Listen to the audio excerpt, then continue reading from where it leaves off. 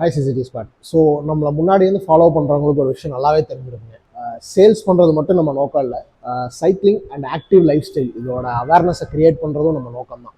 So அதுக்குண்டான videos, அதுக்குண்டான topics நம்ம நிறையா போட்டிருக்கோம். ஸோ நமக்கும் அதுக்கு தகுந்த மாதிரி நிறையா கேள்விகள் வருங்க. அதுக்குண்டான ரெஸ்பான்ஸ், அதுக்குண்டான பதில் நம்ம நிறைய பேருக்கு சொல்லியிருக்கோம். ஸோ அதே மாதிரி இப்போ திருச்செந்தூர்ல இருந்து நம்ம அவரோட ஃபாலோவர் ஒரு கேள்வி கேட்டிருந்தாரு.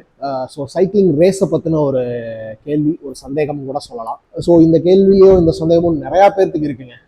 அதனால வந்து இது என்ன கேட்டிருக்காரு அப்படின்னு அவரோட ஓன் வாய்ஸ்ல கேளுங்க. உங்க வீடியோஸ் எல்லாம் யூடியூப்ல பார்த்தனே. ஆனா வந்துட்டு எனக்கு ஒரு சின்ன ஒரு கேள்வி, சந்தேகம். ஏன்னா நம்ம இந்தியால இருந்து யாருமே வந்துட்டு இந்த ஒலிம்பிக் சைக்கிள்கோ அது ஏன் போகல? இல்ல அதுக்கு வந்துட்டு ஃபினான்ஸ் அதிகமா இருந்தாதான் நம்ம அதை போக முடியுமா?